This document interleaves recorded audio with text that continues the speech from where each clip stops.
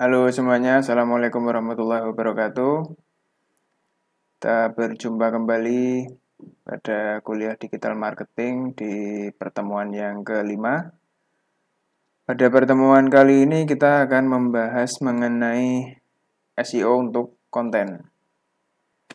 Seperti yang pernah kita bahas, salah satu kelebihan dari digital marketing adalah kita dapat melakukan inbound marketing atau sebuah metode untuk menarik pengguna dengan membuat konten yang berguna dan memberikan pengalaman berharga yang disesuaikan untuk mereka, yaitu para pengguna. Ini adalah kebalikan dari outbound marketing yang menyiarkan konten-konten yang tidak selalu pengguna inginkan atau butuhkan. Misalnya konten-konten yang hard selling, beli ini, beli itu, pakai produk ini, pakai produk itu. Jadi inbound marketing itu lebih kepada memberikan apa yang pengguna cari dan upaya kita membantu memecahkan masalah yang pengguna miliki. Nah, salah satu komponen dari inbound marketing ini adalah konten. Konten atau isi dari website kita adalah satu hal yang bisa dioptimasi dengan atau untuk SEO. Kita bisa lihat di gambar itu salah satu contoh siklus yang saya ambil dari salah satu website. Jadi siklusnya adalah attract atau menarik perhatian, kemudian engage, kemudian delight atau memuaskan mereka. Jadi kalau dari sisi penggunanya awalnya strangers, awalnya asing, kemudian jadi prospek, kemudian jadi customer, lalu jadi promoters atau kita mempromosikan konten kita. Jadi kalau dalam aplikasi realnya, ketika misalnya kita membuat konten yang berguna, misalnya artikel, tutorial, atau konten-konten yang berisi informasi yang diperlukan oleh pengguna, mereka kemudian akan datang ke website kita itu karena memang membutuhkan. Nah, ketika mereka membutuhkan dan masalah mereka terpecahkan oleh konten kita, itu mereka atau pengguna ini berpeluang untuk menjadi customer atau mempromosikan website kita. Lalu kontennya seperti apa? Mungkin kita merasa sudah punya bahan yang bagus untuk membuat konten. Tapi pengalaman dan fakta-fakta lapangan membuktikan bahwa apa yang kita pikirkan justru tidak terlalu penting. Yang penting adalah apa yang dipikirkan oleh pengguna, apa yang mereka butuhkan, dan apa yang mereka cari. Nah, kita harus mengubah mindset dari apa yang menurut saya menarik ke apa yang pengguna butuhkan. Nah, karena hal-hal itulah yang akan meningkatkan jumlah kunjungan pada website kita. Pada pertemuan sebelumnya kita telah mempelajari bagaimana cara menemukan kata kunci. Itu juga berkaitan dengan mindset yang sudah kita pelajari, yaitu menemukan apa yang menjadi permintaan atau demand dari pengguna. Jadi kita berfokus bukan pada apa yang menurut kita menarik, tapi kita berusaha mengetahui apa yang pengguna butuhkan. Sehingga kita bisa menjadi bagian dari solusi masalah yang dimiliki oleh pengguna. Lalu ketika kita sudah siap dengan data kita tadi, ketika kita sudah mengetahui apa yang pengguna butuhkan, maka kita bisa mulai merancang konten. Nah, mungkin banyak kegagalan ketika membuat konten itu karena kita tidak membuat rancangan yang cukup di awalnya. Jadi kalau kita sudah punya rancangan yang cukup dengan membuat kerangka misalnya 5W1H, menanyakan apa, mengapa, siapa, dan bagaimana, kita lalu bisa berangkat ke kontennya. Ini hal-hal yang perlu diperhatikan ketika membuat konten. Yang pertama, judul yang deskriptif dan menarik. Kedua, prinsip kita pegang, pahami kebutuhan pengguna. Dan yang ketiga, baca ulang konten yang sudah dibuat, lalu buat konten yang baik secara visual. Dan yang kelima, menggunakan prinsip inverted pyramid. Oke, ini soal judul. Bagaimana judul yang baik untuk sebuah konten? Judul ini adalah hal pertama yang dibaca oleh pengguna. Dan di sanalah peluang untuk menarik perhatian pertama kali para pengguna. Judul ini akan memberikan impresi awal, kesan, kemudian menarik perhatian, bahkan bisa menentukan keputusan pembaca untuk mengunjungi atau melewatkan begitu saja website kita. Konten yang baik, isinya bisa begitu saja dilewatkan jika memiliki judul yang tidak baik. Judul ini ibarat sebuah janji kepada pengguna tentang konten yang kita buat. Nah, aturannya sederhana, penuhi janji itu.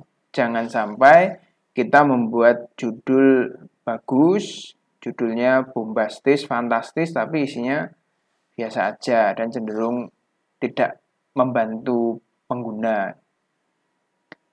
Nah, tujuan dari judul itu adalah jika dibaca bisa menarik minat secara personal atau mengandung informasi yang jelas sehingga berguna bagi pengguna. Kriterianya kalau bisa dibuat sebuah aturan, ya dia jelas mengandung kata kunci yang kita targetkan. Kemudian ditambah imbuhan, bisa sisipan, akhiran, dan pelengkap lain sesuai dengan kaidah bahasa. Kemudian usahakan bahasa yang digunakan dalam judul ini natural, tidak dibuat-buat. Untuk panjangnya berkisar antara 50 sampai 60 karakter. Kemudian kalau kita bicara dalam konteks SEO, judul sebaiknya menyiratkan keyword secara spesifik. Jangan sampai meninggalkan judul tanpa keyword sama sekali. Dan sebaiknya keyword kalau bisa dirangkai di depan, di bagian depan judul. Tapi kalau memang tidak bisa, jangan dipaksakan. Kemudian nanti judulnya malah jadi aneh ya. Tetap senatural mungkin. Karena kita tidak hanya bicara soal teknis, tapi juga secara personal pengguna juga. Lalu ada satu pola yang bisa diikuti untuk membuat judul. Judul itu semestinya bisa menjawab 4 hal berikut, yaitu siapa yang perlu membaca informasi ini, apa yang hal terpenting dalam konten yang kita sajikan, lalu mengapa pengguna harus membaca konten ini, lalu apa keuntungan yang didapatkan oleh pengguna ketika membaca konten kita. Di situ juga saya menyisipkan gambar. Gambar ini isinya 4 types of search intent atau intensi pencarian pengguna itu apa saja sih. Jadi pengguna itu menggunakan mesin pencari tentu dengan niat masing-masing ya. Ada yang mencari untuk hanya menavigasi saja, misalnya mencari halaman login Facebook, itu hanya menavigasikan saja, itu hanya mengantarkan pengguna untuk ke satu halaman website tertentu. Atau informasional, mereka memang mencari informasi. Bisa juga intensinya adalah transaksional. Dari awal ketika melakukan pencarian itu tujuannya memang mau melakukan pembelian. Kemudian bisa juga komersial. Nah, ini mesti kita tahu juga, kita berusaha ketahui apa yang menjadi niatan pencarian user. Nah, ini ada satu contoh pembuatan judul konten dengan menerapkan cara sederhana tadi. Misalnya ada kata kunci asuransi jiwa terbaik. Kemudian bisa dibuat judul seperti ini. Catat daftar 10 perusahaan asuransi jiwa terbaik di Indonesia. Jadi ada aturannya ya. Siapa yang harus membaca konten ini? Yaitu mereka yang sedang mencari informasi tentang asuransi jiwa terbaik. Kemudian apa informasinya? Yaitu 10 daftar asuransi terbaik di Indonesia. Lalu mengapa pengguna harus membaca konten ini? Ya karena lengkap. Apa untungnya? Lengkap karena tidak hanya satu asuransi tapi 10 daftar terbaik. Nah, terus ditambahkan kata catat. Nah, ini menimbulkan rasa ingin tahu serta memberikan penegasan akan isinya. Ini saya ambil dari blognya riantoastono.com. Nah, selanjutnya pahami kebutuhan pengguna. Ini faktor lain, yaitu mengerti tentang masalah yang ingin dipecahkan oleh pengguna. Gunakan judul yang singkat dan mudah dimengerti. Hindari penggunaan kata yang tidak menambah nilai, seperti misalnya terlalu panjang. Kumpulan laptop terbaru dan terbaik bagi para desain grafis di tahun 2021.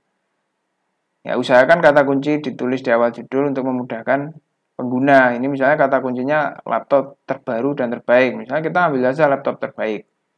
Nah, kita bisa hilangkan kata kumpulan, kemudian bagi para, itu bisa dihilangkan, dipersingkat. Yang penting tidak dipaksakan. Jika dirasa kurang pas, buat judulnya tetap senatural mungkin. Kemudian terus coba lihat sesuatu dari sudut pandang pengguna. Cocokkan search intent tadi dengan judul kontennya. Kemudian judul yang bombastis tentu akan menarik perhatian pengguna, tapi apakah judul atau kita janji lewat judul itu tadi bisa dipenuhi enggak di dalam konten kita. Nah, kalau enggak, itu kita akan membuat pengguna merasa kecewa, kemudian mereka juga merasa tertipu, bahkan mereka bisa enggan kembali ke website kita. Nah, kita harus ingat SEO ini adalah perjalanan yang panjang, bukan usaha jangka pendek. Mungkin kita pernah mengalami ketika mencari informasi di Google, kemudian menemukan sebuah website, tapi tulisannya itu panjang lebar, ngalor ngidul, nggak jelas informasi yang kita cari ada di mana. Ya mungkin ada di paling bawah, malah justru sama sekali nggak ada. Nah, itu kan kita pasti kecewa dan malas untuk datang ke website itu lagi. Kemudian baca ulang konten yang sudah dibuat. Ini penting, selalu baca kembali konten yang baru saja kita buat. Apa manfaatnya? Nah, kita bisa menemukan bagian yang kurang baik, misalnya terdapat kata yang sulit dimengerti. Kemudian dengan begitu kita juga akan mendapati typo atau kesalahan pengetikan. Typo ini juga membuat konten itu tidak profesional ya. Karena Google itu juga selalu mengatakan untuk membuat konten berkualitas. Nah, salah satu cirinya adalah tanpa typo. Kita bisa menggunakan Microsoft Word atau Google Docs untuk melakukan pengecekan. Nah, ketika kita set misalnya pakai bahasa Indonesia itu nanti kata-kata yang salah akan ditandai dengan garis bawah merah. Atau bahkan kalau di Google juga kalau ada kata yang salah nanti akan dikasih rekomendasi untuk koreksinya. Nah, pastikan juga untuk menggunakan tata bahasa sesuai dengan EYD. Nanti ada beberapa panduan penulisan dalam bahasa Indonesia yang baik, akan saya cantumkan linknya di daftar link ya. Selanjutnya, buat konten yang baik secara visual. Oke, jadi kita hidup di era yang serba cepat. Faktanya, ketika mengunjungi sebuah website untuk mencari informasi, pembaca itu melakukan baca cepat atau scanning. Jadi, dia tidak selalu membaca detail, tapi lebih ke scanning. Nah, karena itu, usahakan konten yang kita buat itu baik juga secara visual. Gunakan heading yang terstruktur. Pakai H1, heading 1, heading 2. Jadi ukuran fontnya juga sesuai dengan apakah itu heading atau paragraf atau subheading atau list atau number. Kemudian hindari wall of text atau bagian paragraf yang sangat panjang kemudian penuh berisi teks. Itu membuat visualnya tidak baik dan cenderung membosankan juga. Lalu berikan juga cetak tebal atau cetak miring untuk memberikan penegasan pada bagian-bagian yang penting. Selanjutnya tentang inverted pyramid ini, ya ini adalah salah satu metode menulis ya. Coba seberapa sering kita mendapati konten yang banyak menulis panjang lebar di bagian awal, sampai pada akhirnya kita menemukan informasi yang dibutuhkan itu justru di bagian paling akhir konten. Nah, saat kita sudah males gitu, saat kita udah pusing sama informasi yang lain. Nah, konten semacam ini menghabiskan waktu kita yang berharga. Ini kan eranya serba cepat ya. Kalau kita banyak membuang waktu ya percuma. Nah, saat membuat konten, mulai dari bagian yang terpenting terlebih dahulu, lalu kembangkan dengan memberikan informasi penting lainnya. Lengkapi dengan informasi penunjang atau sesuatu yang berkaitan. Nah, dengan begitu, pengguna akan mendapatkan informasi secepat mungkin. Baru mereka akan membaca lebih lanjut jika membutuhkan informasi tambahan. Nah, itu di piramida itu kan justru terbalik ya. Main facts-nya atau fakta utamanya itu harusnya ditulis di atas. Justru isi yang paling penting itu letakkan di atas supaya pengguna dapat dengan cepat mengerti poin yang ingin kita sampaikan. Kalaupun itu solusi, ya itu akan jadi solusi. Mereka akan menemukan solusinya dengan lebih cepat tanpa harus membaca hal-hal lain yang bahkan mungkin tidak berkaitan. Kemudian untuk spesifikasi teknis konten yang berkualitas ini ada dari beberapa sumber ya. Ada beberapa patokan yang sebaiknya kita perhatikan saat membuat konten. Pertama, panjang artikelnya. Sebaiknya minimal 400 kata. Ini bisa kita lihat kalau misalnya kita membuat draft menggunakan Microsoft Word atau di CMS juga biasanya sudah ada word counternya atau penghitung katanya. Idealnya itu di atas 1000 kata ya. Selama tidak diisi dengan repetisi atau pengulangan-pengulangan kalimat, tidak disisipkan dengan jargon-jargon atau informasi yang tidak relevan dan teks-teks yang membosankan. Kemudian untuk bagian introduksi berisi maksimal 50 kata saja. Lalu untuk setiap paragraf panjangnya idealnya antara 6 sampai 70 kata. Mungkin jika kurang atau lebih pastikan tidak terlampau jauh. Kemudian di dalam konten itu sisipkan interlinking. Kita tahu bahwa Google juga menyeken link ya, baik link itu ke dalam website kita atau link ke luar website kita. Nah, link ini bisa kita berikan cukup banyak, minimal 1 buah. Hanya saja ingat untuk memberikan link yang relevan, jangan asal ngasih link ke artikel yang nggak nyambung sama aja. Kemudian untuk link ini bisa kita kasih outlink kepada high authority blog atau blog-blog lain yang otoritasnya lebih tinggi. Misalnya kita mengutip atau memang kita memang memerlukan menyisipkan link itu. Ini juga akan mempermudah Google mengenali tentang apa isi dari konten yang kita buat. Lalu ada beberapa ciri lagi dari konten berkualitas itu, yaitu keahlian, otoritas, dan terpercaya. Keahlian ini artinya menunjukkan bahwa konten dibuat oleh seseorang yang ahli di bidang tersebut. Nah, kita bisa menunjukkan misalnya akreditasi, bisa berupa gelar atau sertifikat yang kita miliki. Kemudian spesifik atau mampu menunjukkan keahlian yang mendalam di suatu bidang. Kita misalnya saya dosen, misalnya saya ahli sini, ahli web ya, kita ngomonginnya web saja. Kalau saya ahli web, ngomongin tentang masakan, pasti ekspertis saya diragukan. Mungkin saya memang ahli, tapi kalau pengguna tidak tahu ya mereka bisa jadi meragukan ekspertis kita. Lalu keahlian itu juga bisa ditunjukkan ketika menulis konten kita menggunakan fakta-fakta dan data-data. Tidak hanya menulis tentang opini saja. Kemudian menggunakan tata bahasa yang dibuat dengan seksama tanpa kalimat yang bersifat jargon-jargon atau tanpa tujuan. Yang kedua soal otoritas. Ini bisa dilihat dari kita dapat menunjukkan bahwa merupakan bagian dari misalnya brand atau profil kita itu kredibel.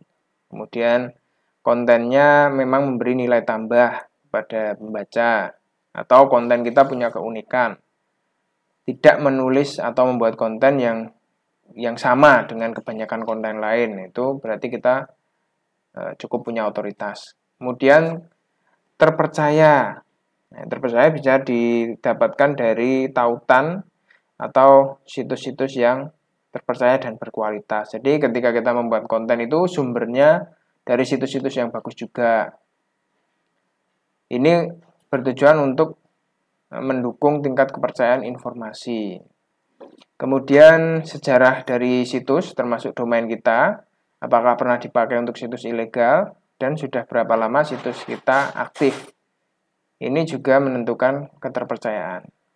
Lalu konsisten, terus membuat konten berkualitas tidak hanya sesekali atau terjadi di beberapa bagian situs tertentu saja. Ketika kita konsisten menulis konten, itu artinya meningkatkan kepercayaan. Kemudian situs punya informasi yang jelas. Siapa penulisnya, bagaimana cara menghubungi kita, lalu nomor layanan misalnya kalau itu merupakan perusahaan. Nah, itu semua bisa dicantumkan untuk memberikan kepercayaan. Selanjutnya ini adalah hal-hal yang perlu dihindari ketika menulis konten. Ini tadi beberapa sudah disebutkan, jadi bisa dibaca. Intinya ini adalah hal yang membuat konten kita tidak memberikan nilai tambah dan tidak membantu pengguna. Nah, faktor konsistensi update ini yang bagian tersulitnya. Nah, Google kan senantiasa melakukan update pada mesin pencarinya dan cenderung memberikan prioritas tidak hanya kepada website yang punya konten berkualitas bagus, tapi juga yang fresh atau selalu update.